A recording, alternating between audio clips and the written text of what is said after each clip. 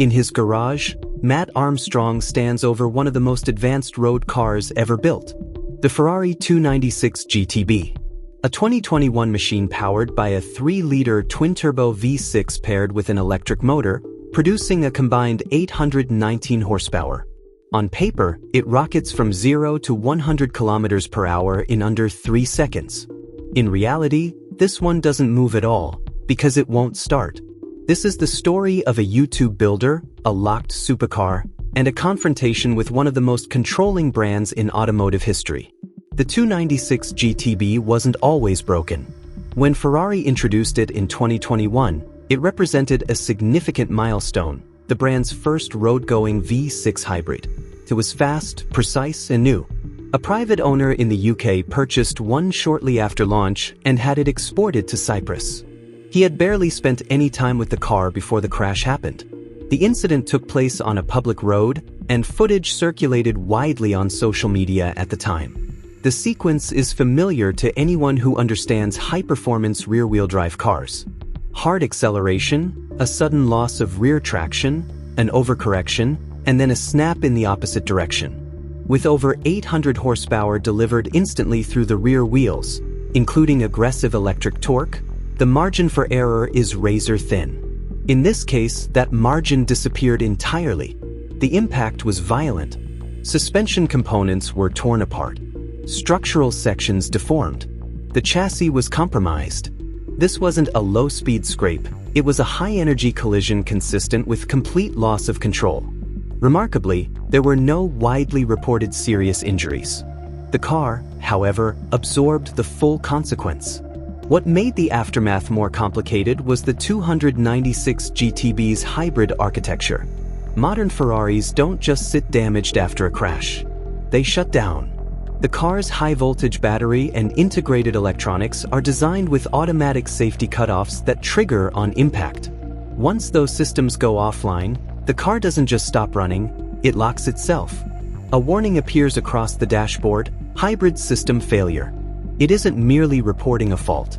It's the system signaling that something fundamental has been interrupted, something that requires manufacturer-level intervention to restore. When the car reached an official Ferrari dealership in Cyprus for inspection, the verdict was decisive.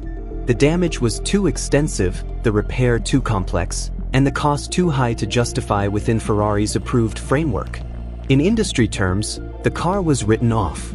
That's where most stories end. But not this one. High-end salvage cars rarely go through transparent public auctions.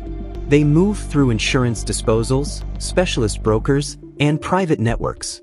Somewhere in that pipeline, this Ferrari surfaced, and Matt Armstrong bought it. He flew to Cyprus, saw the car in person, and understood immediately what he was dealing with.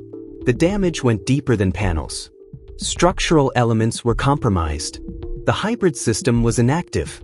This wasn't something a scan tool could clear. Still, the plan didn't change. He brought parts with him, reportedly worth thousands of dollars, and began the first phase of the rebuild on the spot. Not to finish the car there, but to prove the project could move forward. The Ferrari was then transported out of Cyprus, and the real work began.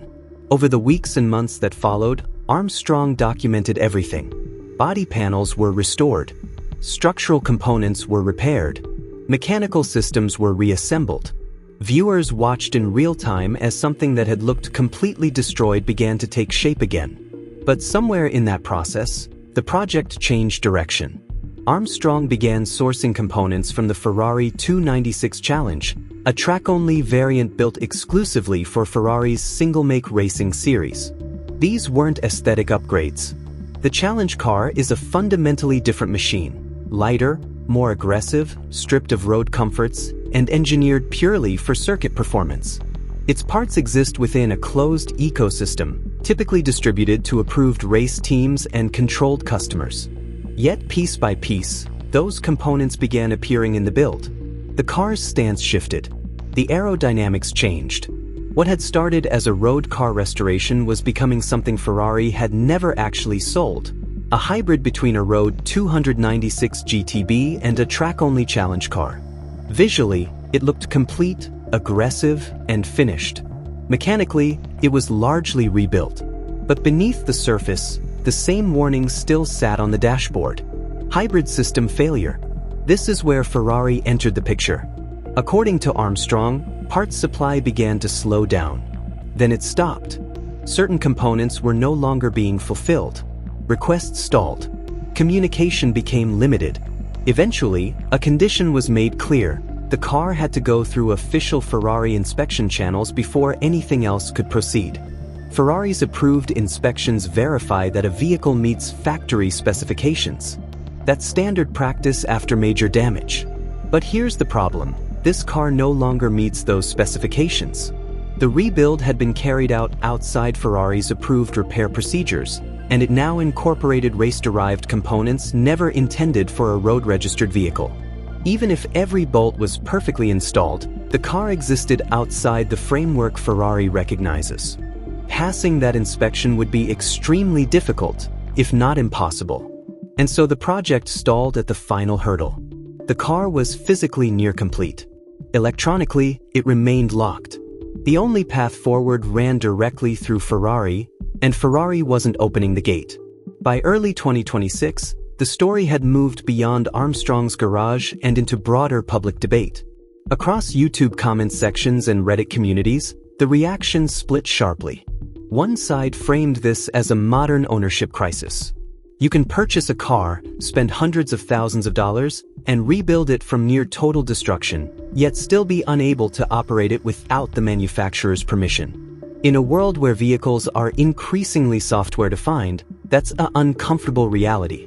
The 296 GTB launched at around $322,000. And yet here it sits, immobilized, waiting on access that its owner cannot simply buy. The other side sees it differently. The moment Armstrong began installing challenge spec components onto a road-registered chassis, the outcome became predictable. Ferrari's systems are built around exact configurations, specific VINs, specific part compatibility, specific procedures. Once those boundaries are crossed, the system doesn't adapt. It resists. Several commenters summarized this bluntly with a phrase that spread through the threads. FAFO. You messed around and now you're finding out. What's striking is how evenly divided the reaction remains. Both arguments hold weight, and neither fully cancels out the other. Because the underlying facts aren't actually in dispute. The car doesn't start. The hybrid system requires Ferrari-level access. Parts supply has been restricted pending official inspection. Ferrari has issued no public statement. Everything else lives in the space between those facts, and that space is where the real argument lives. At the center of all of this is a question that the automotive industry has been circling for years. What does it actually mean to own a car? Ferrari has never positioned itself as just a manufacturer. It's a brand built on precision, exclusivity, and control, from production volumes deliberately kept below 10,000 cars per year to tightly managed customization programs and authorized service networks. That control isn't accidental. It's core to the identity.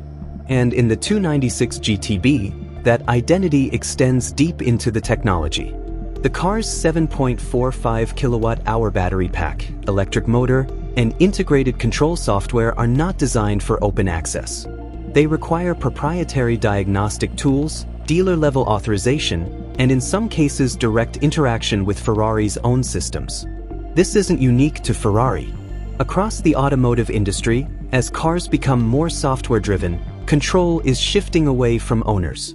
But this case makes that shift unusually visible because it plays out in public, documented in hundreds of hours of footage, with millions of viewers watching. Armstrong can possess the machine. He can rebuild it. He can modify it. But certain functions, critical ones, remain tied to the manufacturer.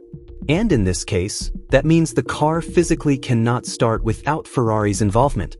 The right to repair movement has been gaining traction in response to exactly this kind of situation. In the United States, only a handful of states have passed legislation requiring manufacturers to provide independent access to diagnostic tools and repair data. In Europe, similar conversations are happening around consumer rights and product accessibility. Progress is slow, and the pressure from legacy manufacturers is significant. For now, Armstrong's 296 GTB sits somewhere between two worlds. Too modified to pass Ferrari's inspection. Too locked to run without it. A near-complete car that cannot start, not because of broken hardware, but because of who controls access to the software. And that, ultimately, is what this story is really about. It isn't just about one builder and one supercar. It's about a fundamental shift in what ownership means in the modern era. You can have the keys. You can have the car. But if the manufacturer controls whether it works, do you actually own it? That question doesn't have a clean answer yet. But thanks to one wrecked Ferrari and one very public rebuild, a lot more people are starting to ask it.